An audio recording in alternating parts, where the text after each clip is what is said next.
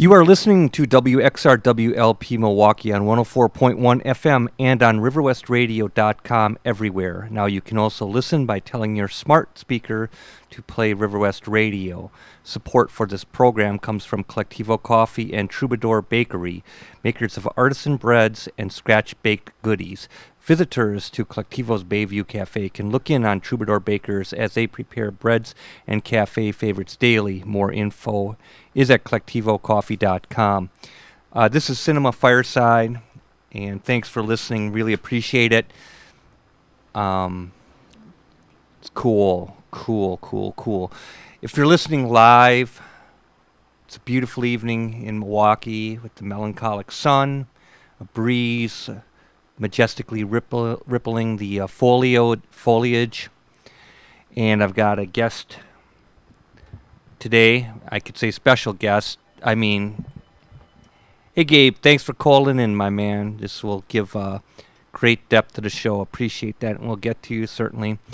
Yeah, it's always odd when people say special guests. It's like, well, so are there guests that are not special? I mean, what's up with that? Yeah, my guest, Joe Steinhardt, is special. He's a cool dude. Don Giovanni Records, the man who runs it. I'll be talking to him. He's made a success out of his life. He's actually wandering around somewhere. I told him I'm going to monologue. Hey, dude, there he is in the opposite end of the area, going through the aisles.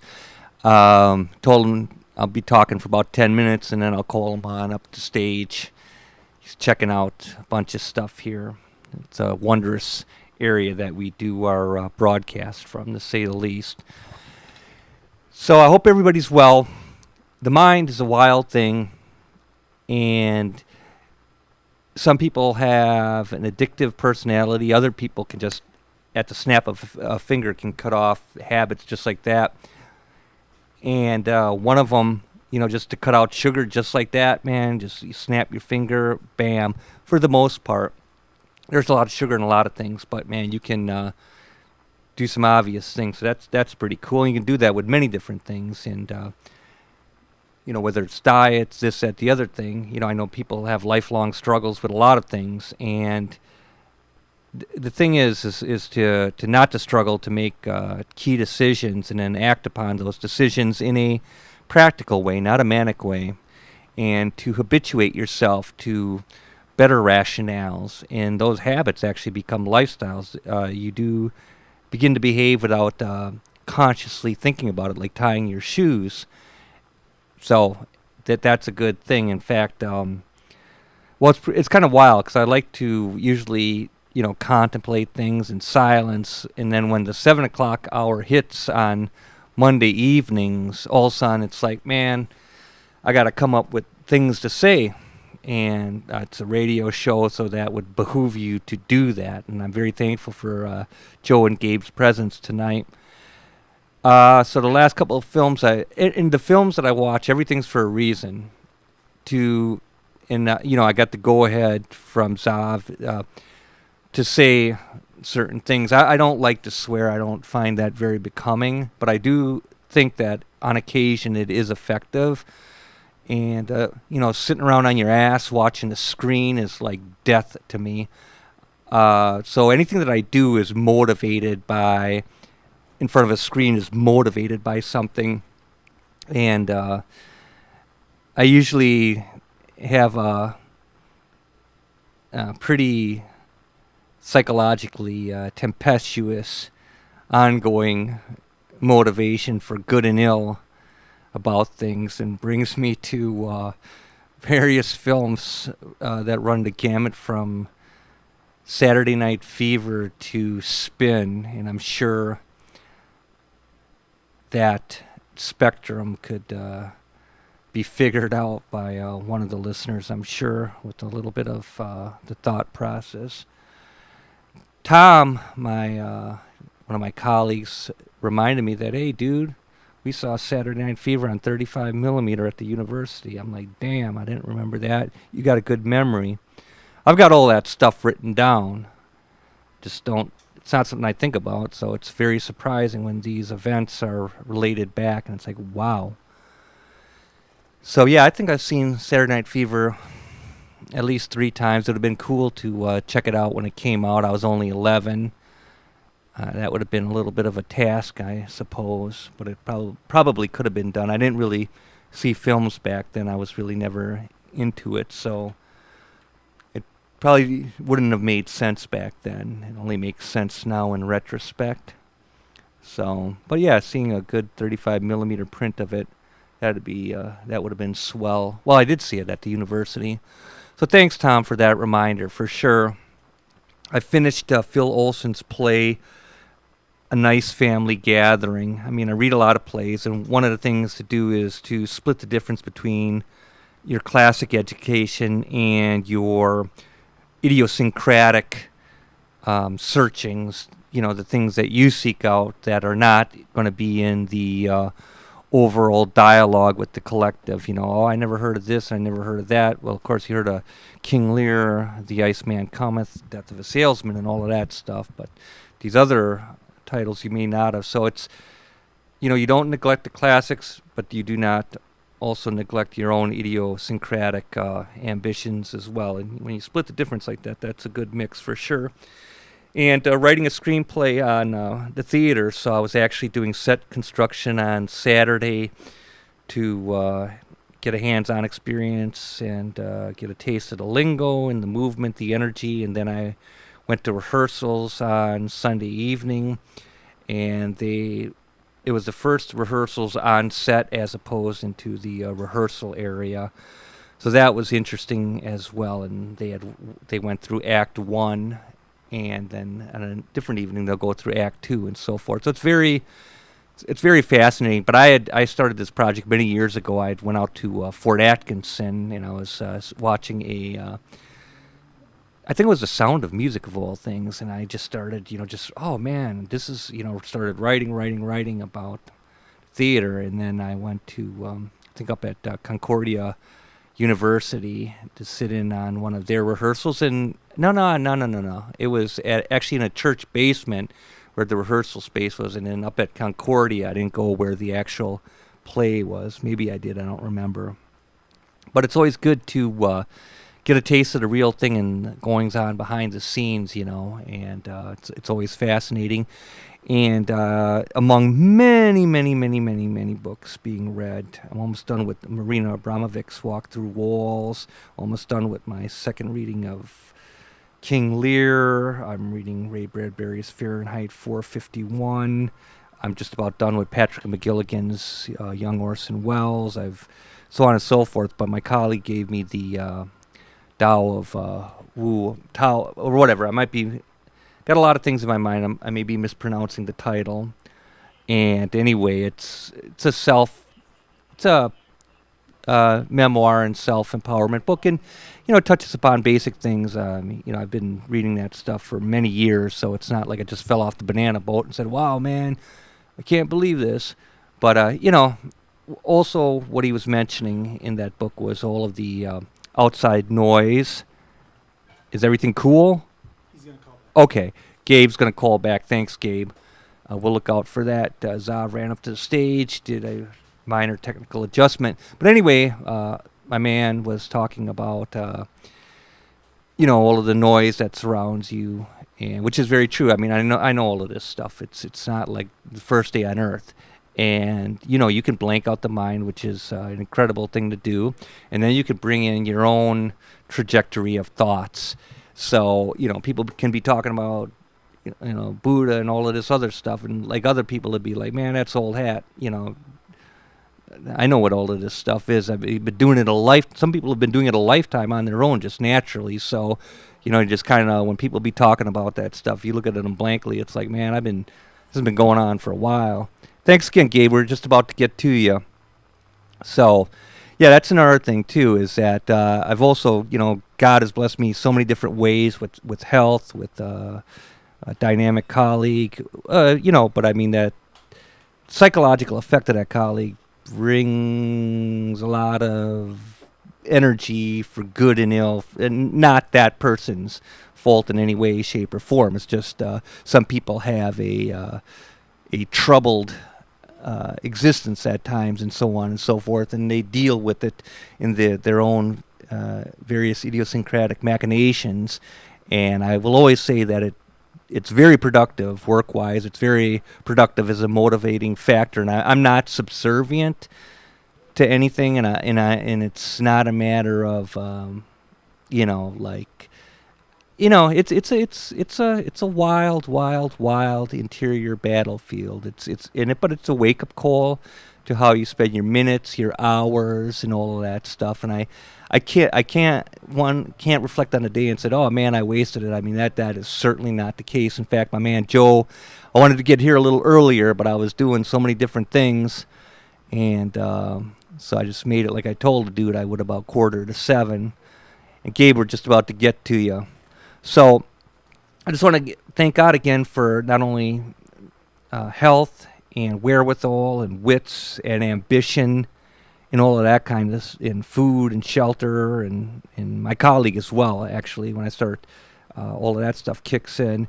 But also, and I hate to swear, and it's a legal swear word here, but I do want to thank God for not surrounding me with ass clowns anymore, who are completely waste one's time, because if they take you away from making music, writing, and doing your films, that is you become an enemy of the state, in a sense, in a very subtle fashion. It's cool, if someone wants to take you out to eat, that's fine, when you have a decent conversation and so on and so forth. Nothing wrong with that, but there's no tolerance. And I'm about Joe in that. I'm just about to get to you. I just want to relate a very beautiful, brief story here. I remember it was a very, very hot summer day, and I was to go, my man, Robert, what's happening? Dude. So it was a very hot day, and it's outside at a bar, and it was good people, and I had things that I actually maybe even do for writing. I think it may have been a play or something that was due. I don't know what. Maybe not, because I usually get those things done in advance. But I said, you know what? I cannot stand here and do this small talk. So I went into the cool confines of the bar, spent an hour or two writing my ass off, getting stuff done. Then at the tail end, came back out, ate whatever they were eating, and said, yeah, I'm sorry, guys, I just couldn't deal with this, with small talk, man. No offense, but it just ain't my thing, man. I got a life, I've got a mission, and we got to keep rolling. Speaking of rolling, Gabe, you ready to roll? This is a heads up. 5, 3, 2, 5, 4, 3, 2, 1. Hey, dude. Mark, always a pleasure to be on. Excellent. Yep. Hey, Gabe. Hey. Yes, I'm going to bring on Joe Steinhardt as well. He runs Don Giovanni Records, but I think he's also going to articulate that. Yeah, sit down there, man. It's the green mic, headphones, yeah. And Gabe, thanks for your patience. Thanks for calling back. And Joe, you want to check the volume on those headphones, man. Headphones sound great. Yeah, do they? I don't hear myself very much yet. You don't hear yourself because the fader's just been turned up. Joe, welcome. That's Sarah Lou. Hi, That's Sarah. Martin. What magazine you walking in with? Vogue?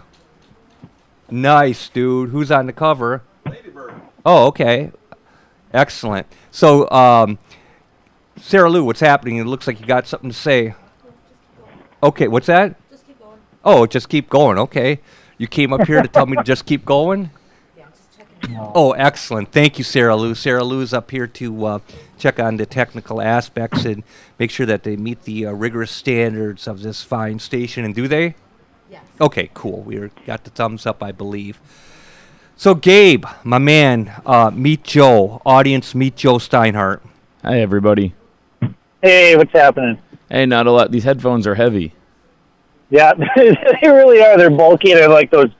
They're the grip. They're those hard grip headphones. They're not screwing around. They don't let in all that external interference, and it keeps you focused on the prize, on what's on the mission at hand. No, I love it. I feel like my head's gonna collapse.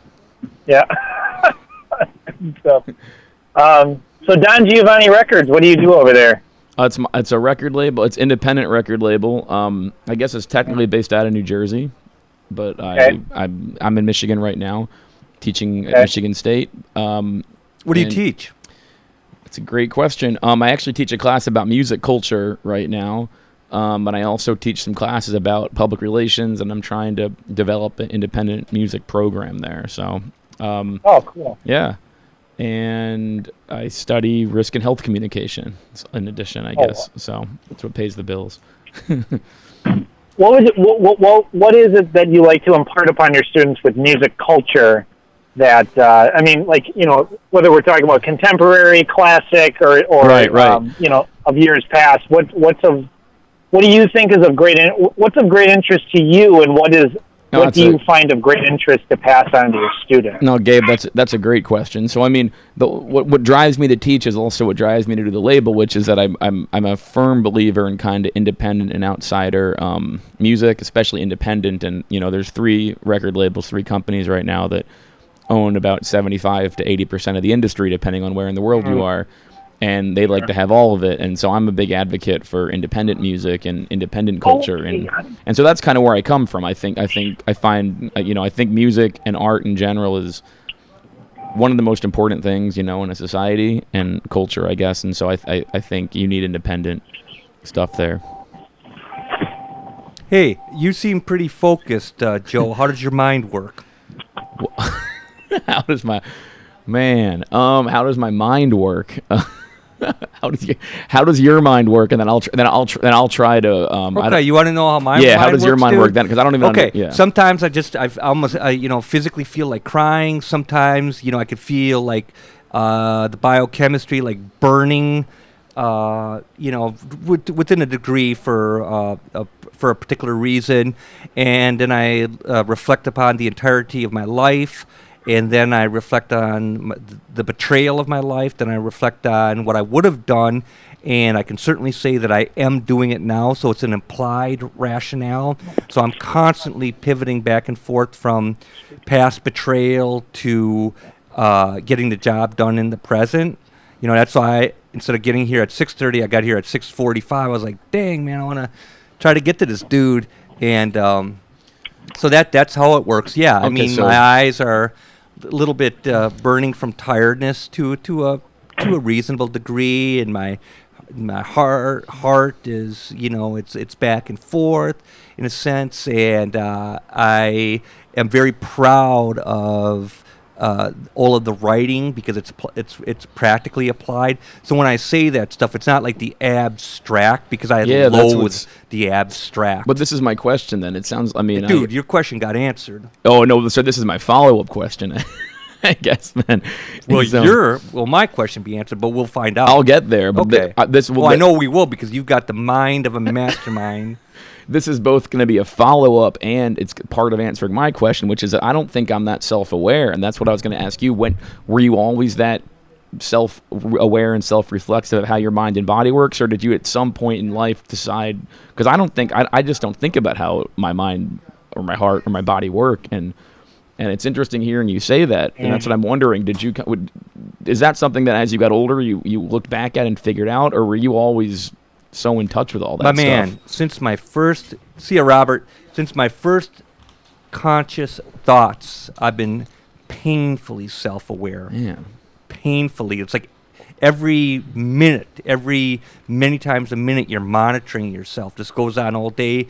By around noon, I'm saying, like, dude, you just got to close your eyes for a few, and so on and so forth. But this self-awareness is great, because then there had been times, some hard psychological times at the end of the day. I think I mentioned to this one dude, I was like, man, I can live with myself. I done the deed today, man.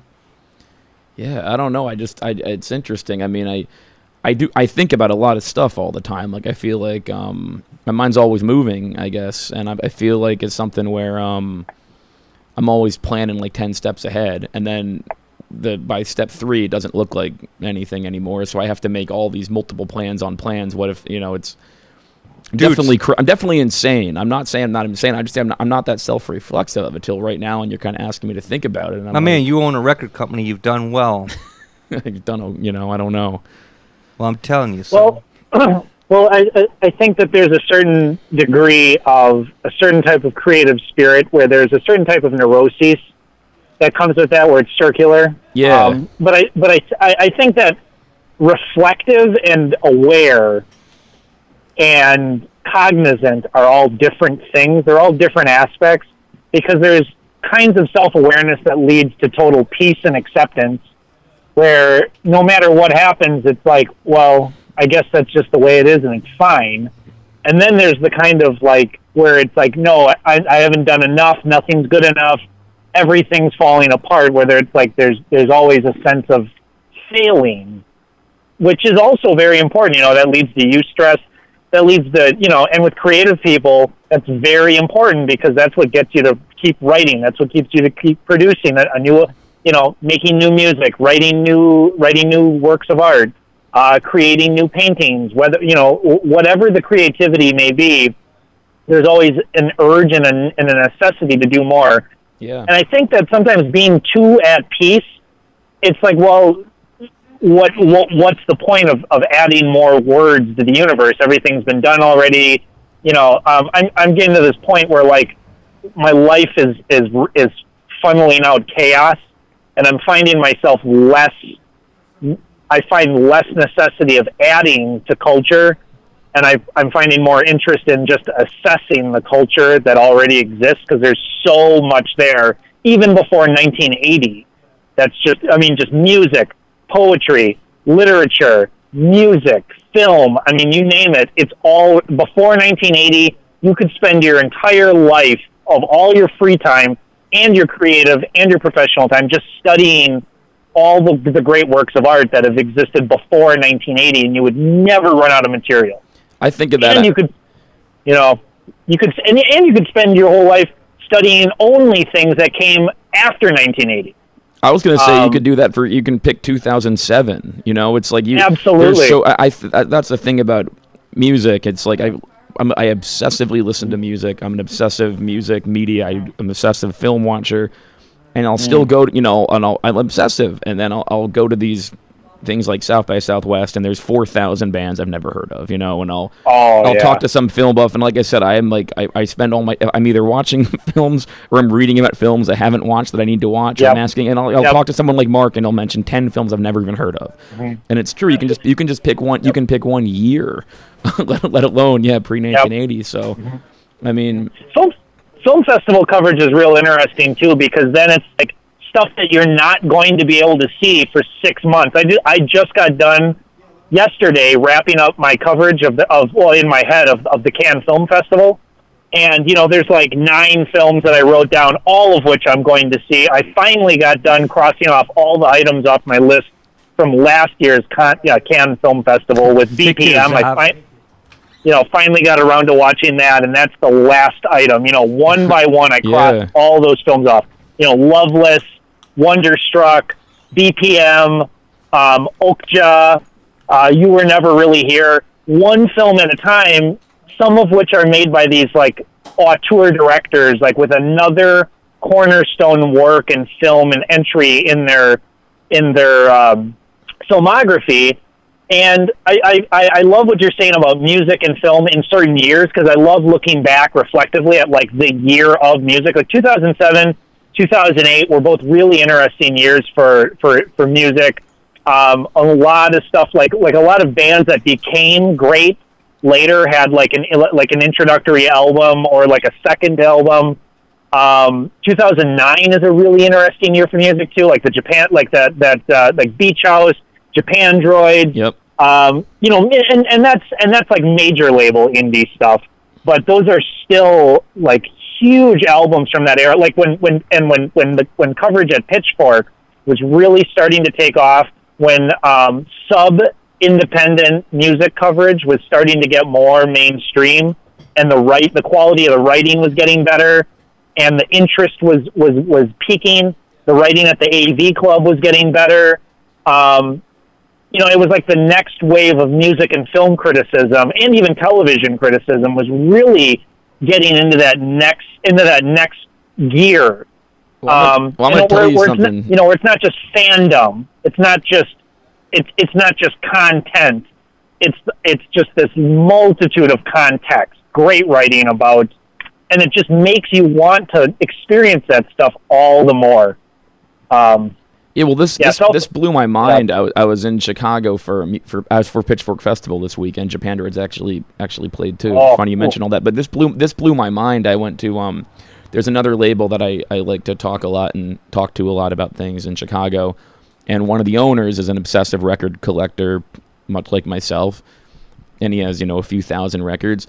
And his are organized chronologically. So it's like this is 1968, 69, 70. Sure. So on one hand, it was impossible to find stuff sometimes. But on the other hand, it was actually mind-blowing because you see these certain years. You see the end of psychedelic rock and the rise of punk all in the same. You're like, oh, this came out the same year as this. And it actually made me want to go home and reorganize my records. Maybe not that way, but you realize when you reorganize film or records or whatever in a different context, you see all these it's a new way to look at everything, and it makes you want to re-listen to everything and rewatch everything when you kind of find a new way to organize and arrange it. And I it's funny, I thought he was joking. He's like, yeah, they're chronological. Well, and then they were chronological, and it was amazing. It was unbelievable. There's that scene in High Fidelity, and I think any record collector can relate to that. Well, that's what I thought. It was a joke when he said it. I thought he was like, reference, and I was like, oh, and wow, this is unbelievable. This is unbelievable. Yeah. So. Well, there's that recurring motif in the film High Fidelity where he's always rearranging his records according to a new theme. Right, and I get it though. It's real. It's so real. Yeah. I mean, what's your opinion on High Fidelity anyway? Because I've met lots of music people that are really split down the middle about that film, that some are like, that is the record film, that is the music film, that is it. And I've met other people that are like, okay, there's certain elements that it absolutely nails, but I can't stand the filmmaking, I can't stand John Cusack in that film, and I can't stand the dialogue. Okay, so I love John Cusack, and I think I'm a huge fan of the film High Fidelity, almost out of context as a film. It's just a really enjoyable. Just a really enjoyable film. Like I could watch it. Any Cusack from that era, Grosse Pointe Blank. Like there was like this era of Cusack. And Nick Hornby, who wrote the book. Actually, I really like Fever Pitch, but not the British, the UK one with either Colin Firth, one of the Collins. Hilarious. I did not like the American one, but there was like this nice era of those movies, very watchable. But as far as like relatability, no, it's not. It's like. I didn't really find it's not. I wouldn't say it's like, oh, this really defines this era or anything. It's totally a great film, though. I have to say, I will also admit I don't think I've watched it since. When did it come out? 97. If I did, like I probably watched it. I think it came out in 2000. In 2000, and it's very epitomal of that type of film, like the mainstream indie film. Like I think it's made by Touchstone Pictures. Yep. And it's very much a film made by the non-Disney end of Disney. It's a film that's made with the full intention of being a cult classic. Right, exactly. So I don't hate it. It's just too cute. It's annoyingly cute. It's insidiously cute about things that in all reality. The thing about the book is that the book is not cute or sweet or charming. No, the book's better. Yeah. With the Fever Pitch film is that it's all cute. It's Drew Barrymore. Well, the American film. The American one's Drew bad, Barrymore, and what's his name? From Saturday Night Live. Jimmy Fallon's in it, right? Jimmy Fallon, who is, that film bastardizes and takes away all context of everything that works in that book, and ramps up into this meet cute story and it even takes away the meet cute element. And a problem I have with High Fidelity is that the whole thing is a giant meet cute about cultural idioms. Right. You're right. It's like, being in love with this aspect of music, being in love with this aspect of culture. Isn't this quirky? Isn't this weird? And it sort of was the end of that great John Cusack era. Yeah. You're right. And it's really what ended it, because it's sardonic, ironic, and self-effacing and self-deprecating, but without any catharsis. It's a nihilistic film that really loves its own nihilism, and it's a corporate movie if there ever was one, and I actually think Pretty in Pink is a better film at showing record film culture than that movie. I think it might be too. I'm just thinking in my head of like a film that really shows, good record. That's not a documentary. That is a fiction. Well, I mean, Empire Records has its moments, even though it's a terrible, terrible film. Oh, I think it's a totally enjoyable film, but it's the kind of film where it's like I enjoy eating a Snickers bar. It's like a totally exactly. It's or like a movie like I put that with a movie like Miss Congeniality. It's like I can't stop watching it, but it's not exactly Miss like Congeniality. Thank you. I can't stop watching that movie, but it's not exactly what I would call like high. I've seen Miss Congeniality probably like 7 or 8 times. Yeah, it's always on. TBS would show it for like 8 years, but I would never turn it. And if I caught it on, I would watch the end of it. I would get to the end. Well, it's like it's a perfectly plotted and well executed film. Miss Congeniality is up there with, like Back to the Future. Oh yeah. Just films that are just flawlessly executed in this extremely trite mainstream. I shouldn't say that Back to the Future is a trite film. Back to the Future is actually a very complicated film about all sorts of themes that I'm not even going to get into, and the fact that the central relationship is between his mother's sexual attraction to him, which is an element that is not often discussed about Back to the Future. I mean, the plotting and the pacing of Back to the Future is about as perfect as a Hollywood film gets. And I would actually dare say it's a perfect model for a screenplay, for a Hollywood screenplay, like ABC and the acts and stuff. And I mean, I think you're absolutely right. I think that is. I mean, Miss Congeniality is a perfect what I would call like the high concept producer's film. Yeah. No, you have this like perfect ABC plot. Like they're just you're right. They're just. But when Hollywood executes, again, it's like a Big Mac's like a perfectly crafted sandwich that's designed for you to chemically enjoy it. And you know what? Like you can't get away from it if you eat meat and support McDonald's. You can't get away from a Big Mac. Mm-hmm. And so it's not. But you wouldn't really. It's hard to explain. It's like there's something going on there, and that's where I put. Has William Shatner ever been better than he is in Miss Congeniality? Oh, he's so good. Yeah, my God. And I've asked diehard William Shatner fans this question.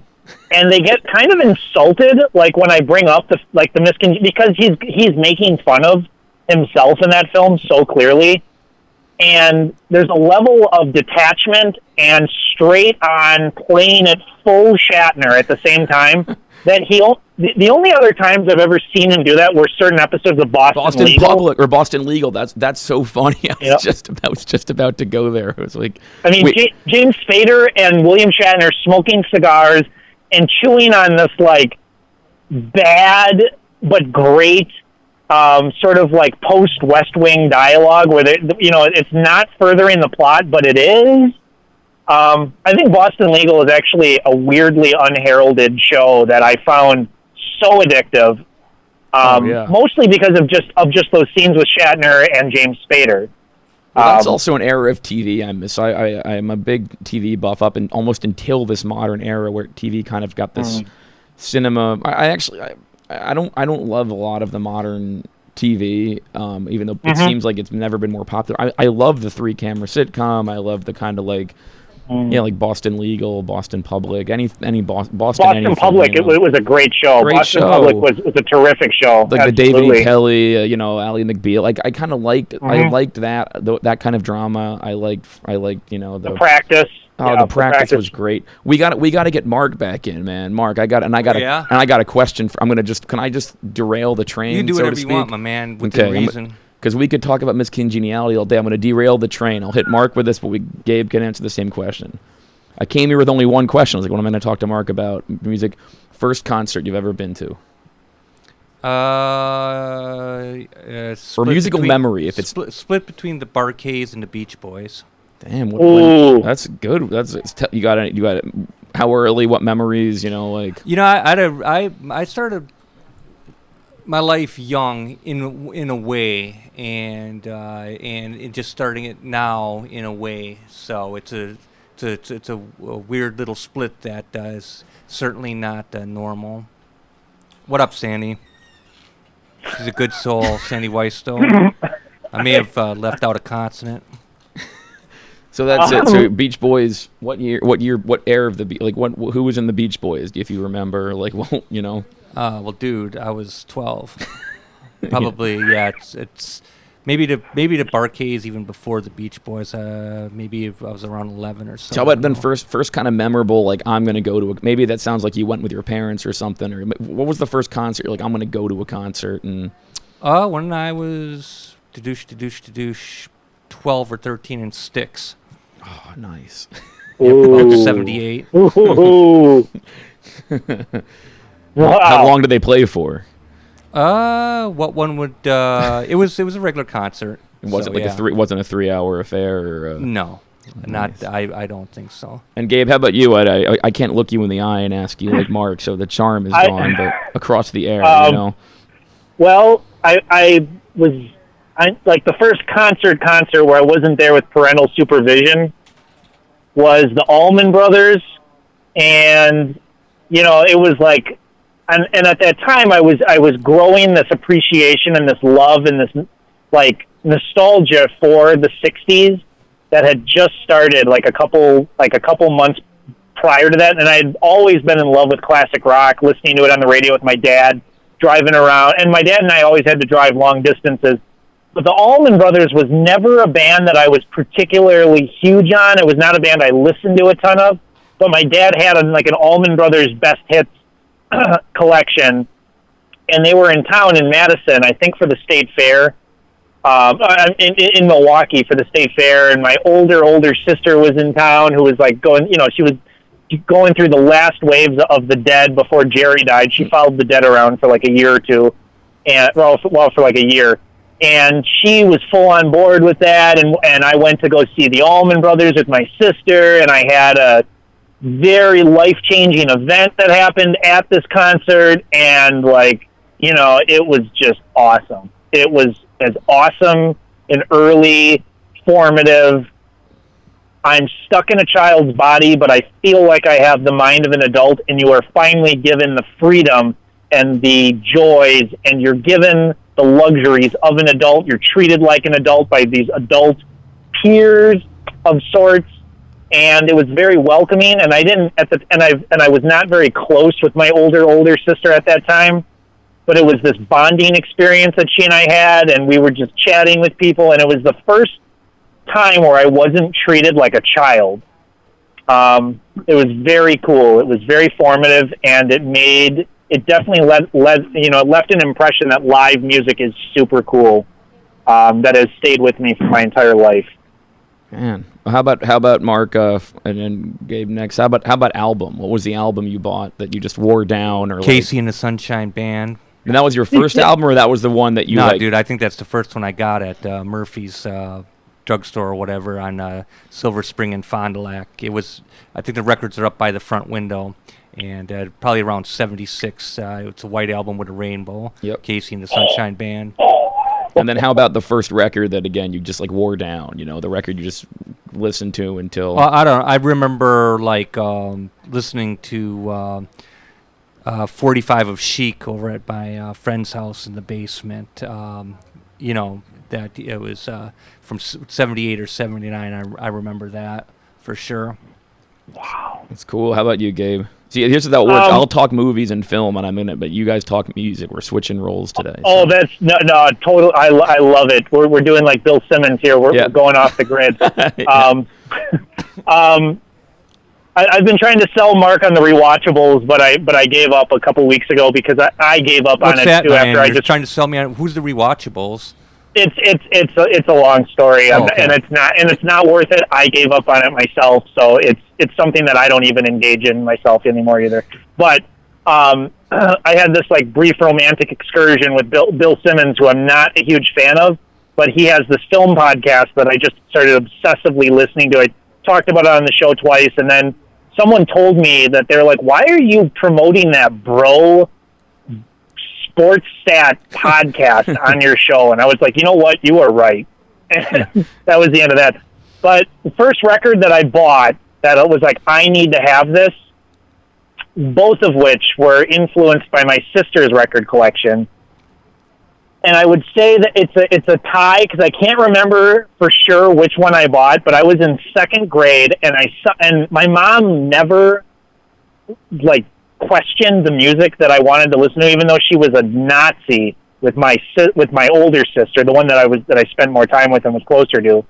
But it was either Beastie Boys' Check Your Head or Cypress Hill Black Sunday, because those were the first two albums that I had as a kid, and both of them mysteriously got taken away, presumably by my mom after she probably overheard some lyrics coming out of my bedroom. As did many albums that would just mysteriously disappear. 9 Inch Nails and Adam Sandler records and just all sorts of stuff that was loud. No problem buying it for me with the explicit content sticker on it, and then they would just disappear. But either Black Sunday or Check Your Head, which was soon followed up with Ill Communication. Yep.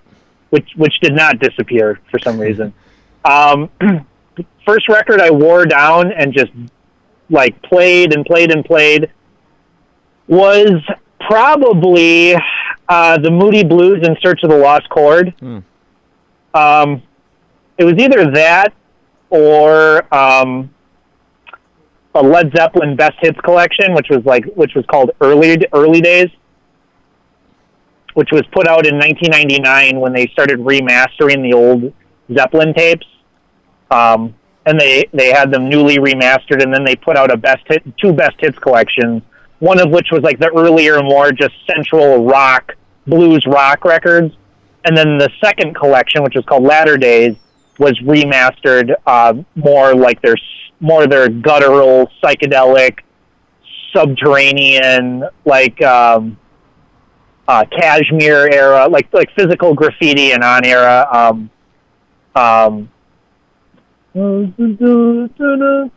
I can never, No Quarter, that kind of stuff, and on into Houses of the Holy, both of which were hugely formative collections in really changing my sensibilities away from the 60s and more towards the 70s, in terms of like psychedelic rock, of really like looking for like sounds that were not coming out of contemporary music at that time. When Mark has talked extensively about like having his own taste, having his own way of looking at things, and I always relate to him when he talks about that, because when I was in like middle school and high school, I was always more interested in hip hop from the 1980s, like Eric B. and Rakim and Gang Starr and KRS-One, than stuff that was current, like 50 Cent. And I was also much more interested in psychedelic rock, like 13th Floor Elevators and like just, whatever I could get my hands on that I would find, just German prog rock, Kraftwerk, Tangerine Dream. I think that's the music that really, I think, touched me in my youth, and I'm not really sure why. But it's just, that's the stuff I wore down when I was like 12, 13 years old, for sure. Wow, a moment of silence. Excellent. No, I'm serious. We're all in our own worlds and so on and so forth, except we happen to be on the air. So you booked over here from Michigan, is that correct? Yeah, well, I was in Chicago for Okay. Pitchfork. Oh, yeah. Yeah, but I'm in Michigan right now. Yeah. So, did you ever answer how your mind works? No. Okay, let's get to it.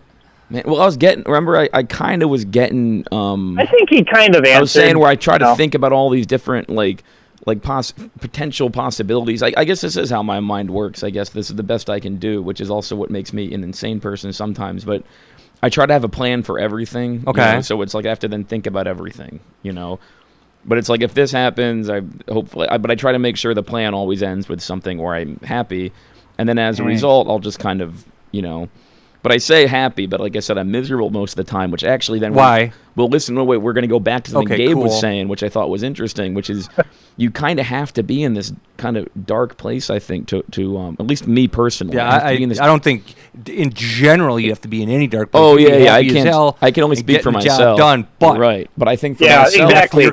One can only speak for oneself. Right, I can only speak for myself, but I have to be in a kind of dark place to want to create, And so I think that's what has driven me to be creative over the years. As I've been in some, I've in my mind dark places, and my life's been great. So I think it's kind of a it's a mental thing, or it's like you can't always control your own head sometimes, but yeah. So I think there is this kind of darkness that feeds into the creativity, and then when things are kind of going really good, I personally find it a lot harder to be creative. I can get stuff done, but it's usually less creative then, and I think that's also maybe a part of how my mind works. So I'm always like today. I was at the cafe an hour early, but I made a bunch of stops on the way. I was kind of like all the different whatever routes I had planned out were all going to lead me to being there an hour early, so I could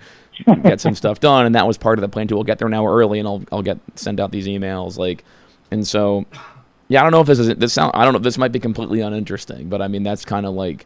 I guess that's the closest I can think of how my mind works. So you plan things out, my man? Yeah, but I plan out like like I said, 18. Like if I could plan out 1 million different, I would. Like I plan out as many different possibilities of the same parallel time, knowing only one of them. And that's why you're running a label, though, man. That's the reason that you're running a label. What kind of music do you put out on your label? I have no idea. It's less genre based, and it's more based in like political. And I'm not talking about like liberal Democrat, but political ideology, like how you approach the music industry, like underground, or like I said, we're trying to fight. I'm trying to fight the mainstream, major labels. How you approach your approach to art, to creation. So political in that sense, like underground, DIY, outsider. But once those rules are fulfilled, it's like some people apply those rules to make hip hop, some apply them to make folk, some apply them to make rock. And so, and originally it was very regional. I was only putting out the bands that were playing in like New Brunswick, New Jersey, and then it kind of slowly spread, and then to bands that were coming through New Brunswick, New Jersey. But it's still been very, it's a very personal label. Like I've realized recently, so I studied documentary as an undergrad in college, and I wanted to be a documentary filmmaker, and I approach a lot of things that way. And the label is very much this like documenting stuff going on. Like it's not so much my ear at all. I've always said I don't even know if I have an ear for music at all. I have more of an eye for narratives and stories. And there's people that I want to document what they're doing, and I think there's people I want to kind of feature. And like that again leads to the fact sometimes those people decide to make hip hop. Sometimes those people decide to make folk. Sometimes they decide to write books. And it's like that's how I approach the label, I guess, in that sense. That's where the most interesting labels come from, is where you have that crossover between like chamber pop, indie electronic, totally left field hip hop, jungle drum and bass, metal. Where it's just there has to be some sort of underlying theme, whether it's not necessarily the sound, but there's something prevalent. There's some sort of ethos that runs concurrent through the music. That's super cool to hear that because there are indie labels that still exist. Oh yeah. Sometimes they they run for long periods of time, but they only put out a few releases. But man, like I Bandcamp that stuff so fast. I am on there in like 10 seconds when they put out a new release. Maybe 12 records. Like 5 albums a year, 5 releases a year, maybe.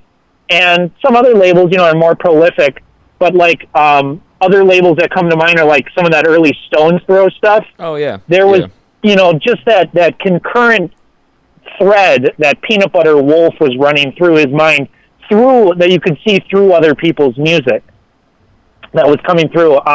Analog Africa is another label that just everything they put out, I need to listen to. Like it's not a question; it's like I need to. Yep.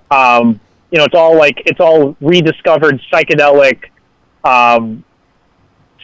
underground rock, usually from like either Nigeria or Niger or Africa, stuff from the 70s, which, every time I hear an album that label releases, I'm like, okay, this is the best record I've ever heard.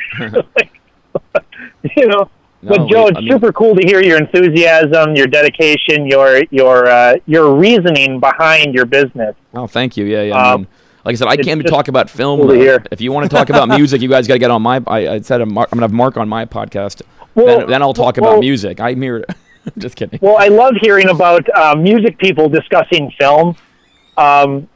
It's never uninteresting because they always have. Because people that are passionate about music are always passionate about everything. They're just, and even if they're not movie people, they're they might say, "Oh, I'm not really that interested in movies," and you get them talking about movies, and it's like, well, you obviously are interested. No, we all dream of film. I feel like, and my goal with the label is to someday be able to finance film, but that's the whole problem. It's like, and I was just kind of explaining this. I was talking to someone about Spotify versus Netflix, and that would be a whole separate podcast. But why I think Spotify won't work the way Netflix does, but it has to do with a financing issue. Like, I can finance a record. Like, you have an idea for a record, like, I can reasonably finance it and compete with Sony. And when it comes to film, I need a lot more capital and resources before I can compete with Sony. Sure. So, but we all dream of it. We all want it. Every label owner I know is like wants to finance film. Wants to put out enough records that then we can cross over into film. Because you're right, they're so similar, and it's like it's art, it's culture,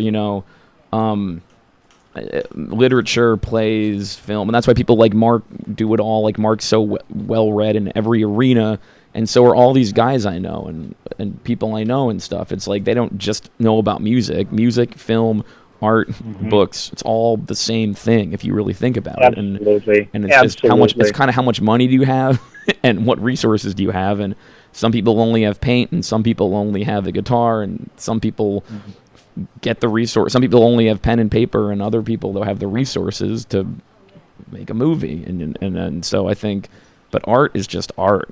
Culture is just culture. And so what I've always appreciated, outsider culture, like fringe stuff. There's a lot of names for it, but that's what I have always appreciated in any culture.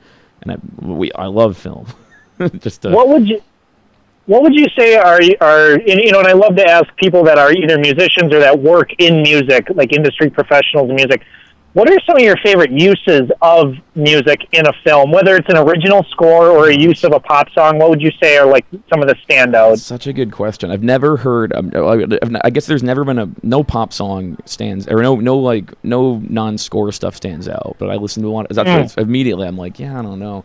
But scoring, oh my God! I listen to so many scores, just not just on their own. You have to watch the movie, but like, yes, Once Upon a Time in America. I mean, any of the Morricone ones, but I think Once Upon a Time in America is this one where you have this just perfect marriage of, and that had everything going on for you. You have one of the best directors of all time, one of the best casts of all time, and then you have one of the best scores of all time, and I can't imagine. It's like.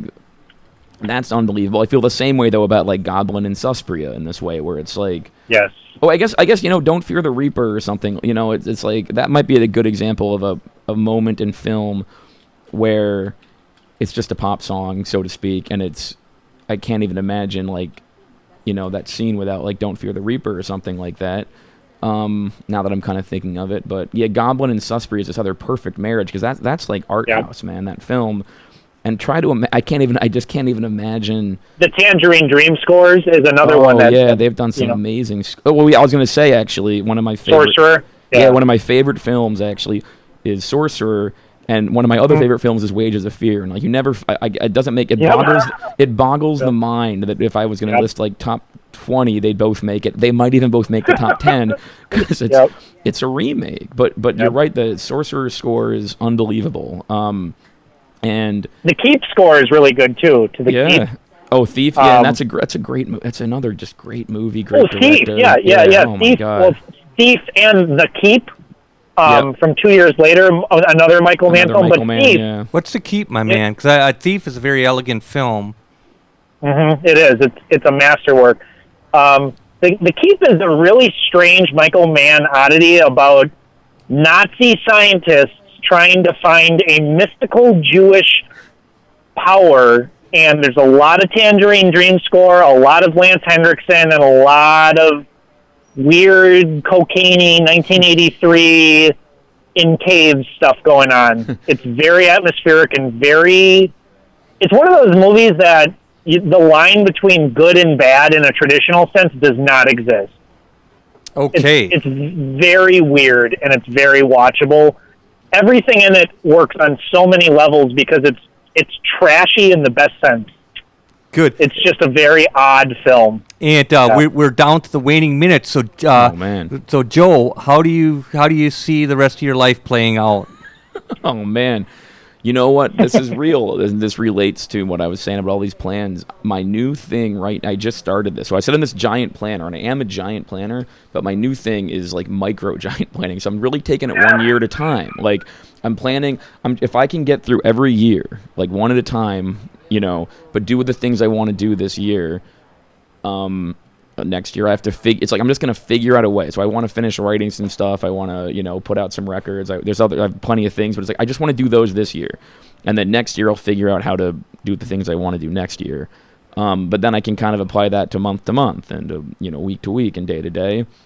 And so it's still this weird like planning, but I used to have these like 50-year plans or whatever, and That's nice, man. it's hard though. I think that's really cool because it's not like you're someone naive would say, well, that sounds too rigid, planning your life out. No. It's not at all. It's actually all of that planning, and it's just a rough sketch because life takes over. That's actually what gives you your freedom because it's chaos. Exactly. That's enslavement. Enslavement is Thank chaos. you. Planning and all that is freedom. Yeah, well, and it relates. This is what Thank actually you. turned me on. It took me years before this piece of advice became this like year at a time thing. But the best, people ask, what's the best piece of advice? The best piece of advice I ever got, I can pinpoint. I don't know if I can pinpoint the year within the last decade. Was from Peter Stamfel, who's he's an artist, musician. He's in his 70s. He's going to be 80 very soon. And he said, and I'm paraphrasing, the best piece of advice I can't even quote directly, but basically what he said was that success is perseverance. He was like, you have to define success by perseverance because he plays music. He said, some of the best guitar players I ever knew, some of them died of just using drugs. Some of them lost their hand by, in a factory accident. And so I'm still doing it. Like there's all kinds of things that can stop you. But it's like, if I am just able to keep, we never became mainstream famous or anything, but he's the most successful person I know and that he knows because he's 80 and every year he makes his records and plays his songs and he'll do that till he's 90 until 100. And then if something stops him from doing that, that's the only thing that makes him not successful. And it took me years to filter that in and realize how deep that was. And it's like, man, if I can just do what I need to do every year, I don't need to make a ton of money. I don't need to be famous. It's like, I just need to do the stuff I have to do. And then I'm successful. And then I'm successful. And that is exactly because it's hard to do. Exactly. It's really, really hard to just actually finish stuff and do the things you want to do. But if you can and nothing stops you and eventually you do them, that's success. So Amen, brother, because we have to kick on the reverse thrusters right now, just like those jets getting ready to land. Joe Steinhardt, bless your heart, from Don Giovanni Records. Mark, Gabe Van Handel. And thank you very much. Dave, and we're down to you in seconds. person I'm fading you guys down. Thank you for everything, guys. And great inspiration, not in the abstract, but in the practical. I like my man's ideas about plans. So good stuff. We will be on at the same time next week on WXRWLP 104.1 FM Milwaukee. To hear past episodes, visit riverwestradio.com/shows and click Cinema Fireside.